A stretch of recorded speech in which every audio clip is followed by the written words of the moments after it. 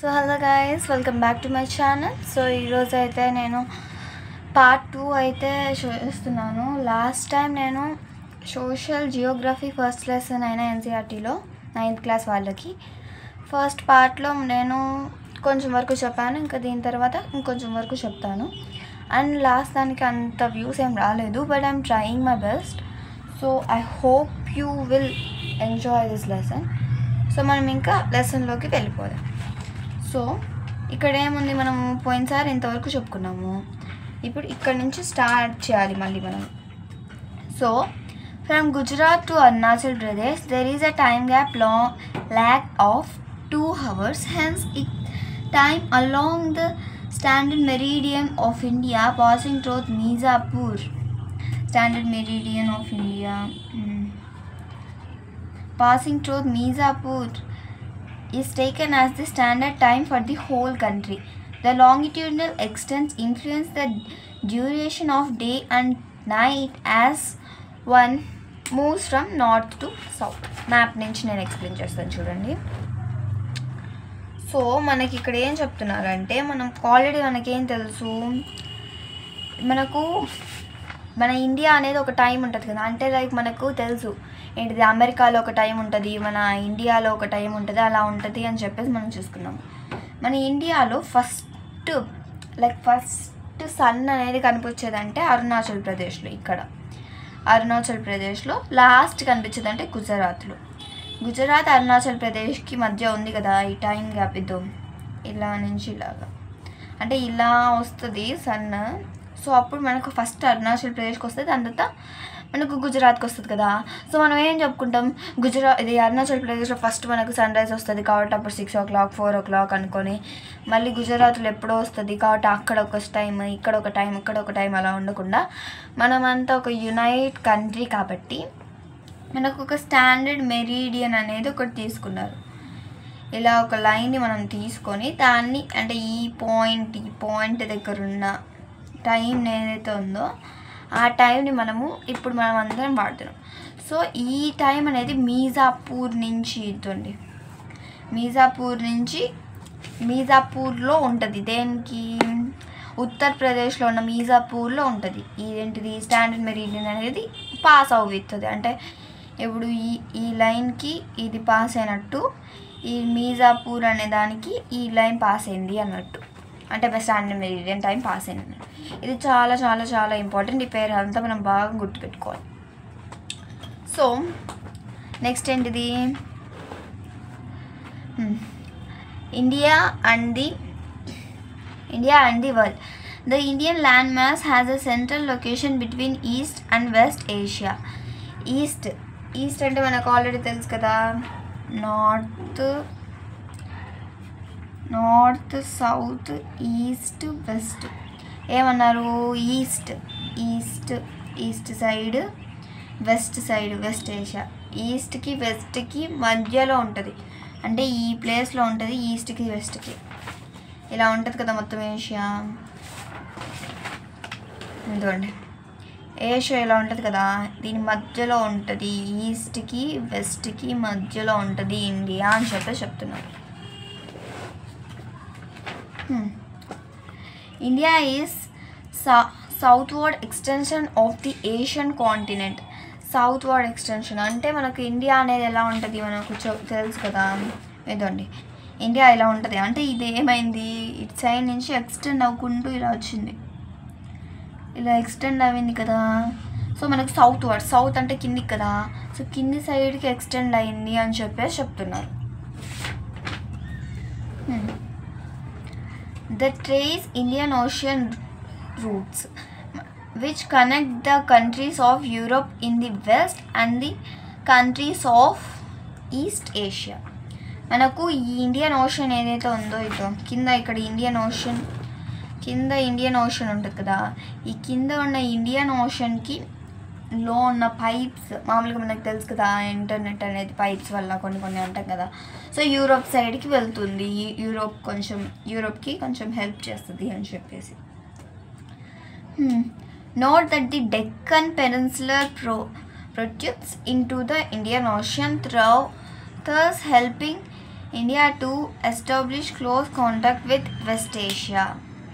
మనకు ఇప్పుడు ఎలా ఉంటుందంటే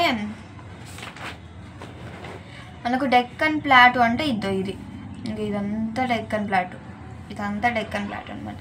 ఈ డెక్కన్ ప్లాటూ ఏమైంది, ఇలా వస్తూ ఇదండి ఇలా ఇది డెక్కన్ ప్లాటూ కదా, ఈ డెక్కన్ ప్లాటూ ఇలా వస్తూ ఈ నీళ్ళల్లో మునిగిపోయింది అనమాట. ఇక్కడ వరకు కొంచెం దూరం ఉంటుంది కానీ మునిగిపోయింది. సో మనకి దీనివల్ల అనమాట ఈ ల్యాండ్ ఏదైతే ఉందో మనకు సీ లోపల కొంచెం ఉంటుంది కదా, ఆ ల్యాండ్ వల్ల మనకు వెస్ట్ ఏషియా సైడ్కి మనకు ట్రాన్స్పోర్ట్స్ కానీ ఏదన్నా పైప్స్ వేయడంలో కానీ హెల్ప్ చేస్తుంది. Africa and Europe from the western Coast and the south east and east Asia from the eastern Coast. Western Coast అంటే ఇటు సైడ్ ఏమో మనకు ఆఫ్రికా అండ్ యూరోప్ ఉంటుంది, ఇటు సైడ్ ఏమో మనకు ఏముంటుంది south east and east Asia అనేది మనకు ఉంటుంది. No other countries has a long coastline on the Indian Ocean as India has and ఇండెడ్.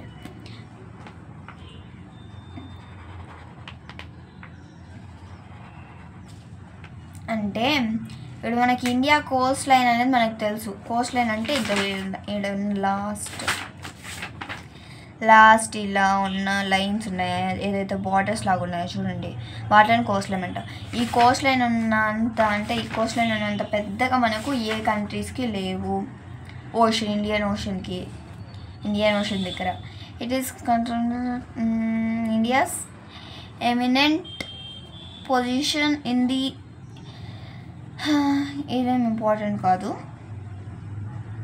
అదే ఇంకా ఇలా వస్తుంది కదా, ఇలా వచ్చినప్పుడు ఇదే ఎక్కువ, అది మనకు ఇండియా ఓషన్ సైడ్ ఎక్కువ ఉండేది ఇదే అని చెప్తున్నారు.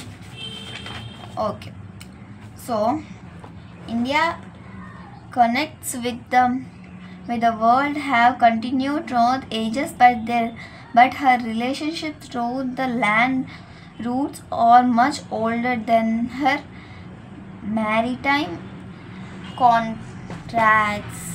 అంటే మనకు సీ రూట్స్ ఏదైతే ఉందనుకో, ఇప్పుడు మనకు ఇదండి ఇది చూడండి, ఈ వరల్డ్లో ఉన్న మనకు ఇండియా బార్డర్ ఇది కనెక్ట్స్. అంటే ఇప్పుడు మనకు రష్యా ఉంది, రష్యా మన ఇండియాకి కొంచెం ఫ్రెండ్ లాగా ఉంటుంది కదా, సో అలాగా ఉండడం కన్నా ఎక్కువ అంటే ఇలా ఉంటున్నారు, అందరూ ఉంటున్నారు ఇండియాకి, కానీ ఇండియా ఒక సీ రూట్స్ అనేది తక్కువగా ఉంటున్నాయి. The various passages across the mountains in the north have provided passages to the Asian travelers, while the ocean resisted such interaction for a long time. అంటే ఇలాగా ఈ ఇంట్రాక్షన్స్ ఏదైతే ఉందో మనకు ఇండియా అనేది మనకు తెలుసు కదా, 1946 ముందంతా మనకు ఇండియా ఇండిపెండెన్స్ కాదు కాబట్టి మనకు అది బ్రిటిష్ కంట్రోల్ చేస్తున్నారు కదా. సడన్గా వచ్చేసరికి మనకు ఇండియా సీ రూట్స్ ఇవన్నీ మేనేజ్ చేయడానికి కొంచెం టైం పెట్టి మనకు సీ రూట్స్ అనేవి తగ్గిపోయాయి. These routes have contributed into the exchange of ideas and commodities since ancient times. The idea of Upanishads and the Ramayana, the stories of Panchatattva, the Indian numericals and decimal system thus could reach many parts of the world. The spices, Muslim and other measurements were taken up by India through the different countries. అంటే ఇప్పుడు మన spices ఉన్నాయి ఏవైతే ఇప్పుడు ఈనాడు గారం అలాంటివి ఉన్నాయి కదా, ఈ స్పైసెస్ ఏదైతే ఉన్నాయో మనకు చాలా ఫేమస్ అయినటివి మనకు వేరే మన కంట్రీస్ ఉన్నాయి కదా, అంటే మన ఎర్త్లో ఉన్న countries like China, Kazakhstan, Mongolia, Iran వీటన్నిటికీ మనకు ఇవి వెళ్ళిపోయాయి. అంటే మన నుంచి వాళ్ళు చూసుకొని వేరే వాళ్ళకి కూడా వాళ్ళు కూడా తీసుకున్నారు అని చెప్తున్నారు. On the other hand, the influence of Greek sculpture and the architecture styles of Rome and minarets from West Asia can be seen in different parts of our country. మనది వాళ్ళవి కూడా మనం కొన్ని తీసుకున్నాము. అలాగే కొంచెం ఇండియా నైబర్హుడ్స్, ఇది చాలా ఇంపార్టెంట్, మనకు మ్యాప్ పాయింటింగ్లలో అడిగే ఛాన్స్ ఉంది. India occupies an important strategic position in south Asia. South ఏషియాలో మనకు చాలా వరకు లైక్ ఒక పొజిషన్, మంచి పొజిషన్ అనేది తీసుకుంది. అంటే ఎక్కువ రిసోర్సెస్ దొరకడం అలాంటి పొజిషన్స్ అనేది మనకు తీసుకుంది. 28 స్టేట్స్ అండ్ 8 యూనియన్ టెరిటరీస్, ఇవి గుర్తుపెట్టుకోవాలి. 28 స్టేట్స్ అనేవి ఉన్నాయి అండ్ 8 యూనియన్ టెరిటరీస్ అనేది మన ఇండియాలో ఉన్నాయి. India shares its land boundaries with Pakistan, Afghanistan in the north వెస్ట్లో ఇది చాలా చాలా ఇంపార్టెంట్, ఇవి మనకు అడుగుతారు. నార్త్ వెస్ట్లో దేనికి పెట్టుకుంది? ఇదండి, పాకిస్తాన్కి పెట్టుకుంది, కజకిస్తాన్కి ఇదండి, లైట్గా కనపడట్లేదా, సారీ, ఇదండి పాకిస్తాన్కి మనకు పెట్టుకుంది.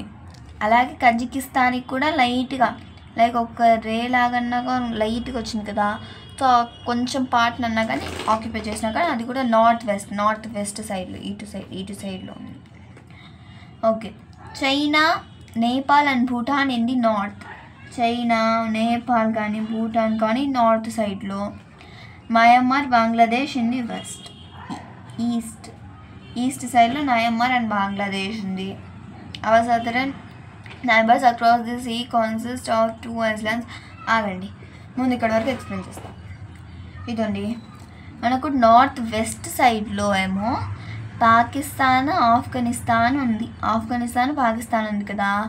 ఇటు సైడ్ చూసుకుంటే అంటే ఏదైతే నార్త్ సైడ్ ఉందో నేపాల్ తీసుకుంటుంది, చైనా తీసుకుంటుంది, ఇంకోటి ఏంటిది బంగ్లాదేశ్ ఉంటుంది. బంగ్లాదేశ్ ఇక్కడ ఉంటుంది. ఈ నుండి బంగ్లాదేశ్ కూడా మనకు తీసుకుంటుంది. ఏంటిది ల్యాండ్ బౌండరీ అంటే 2 ఉన్నాయి. ఎంతండి, ఇలా 2 ఉన్నాయి కదా, ఈ 2 కలిసి లైక్ 2 బౌండరీస్ అన్నీ 2 కలిసిపోతే దాన్ని మనము ల్యాండ్ బౌండరీస్ అంటాము. ఈ ల్యాండ్ బౌండరీస్ అనేది దేనికి? నార్త్ వెస్ట్లో ఏమో పాకిస్తాన్కి ఇది ఆఫ్ఘనిస్తాన్కి ఉంది. ఇది ఇటు సైడ్ నార్త్ సైడ్ ఏమో నేపాల్కి, చైనాకి, మళ్ళీ భూటాన్ కూడా ఉంది, దాని భూటాన్. మళ్ళీ ఇటు సైడ్ ఏమో అది ఈస్ట్ సైడ్ ఏమో మయన్మార్కి కూడా ఉంది, చూడండి లైట్గా మయన్మార్కి, బంగ్లాదేశ్కి ఉంది.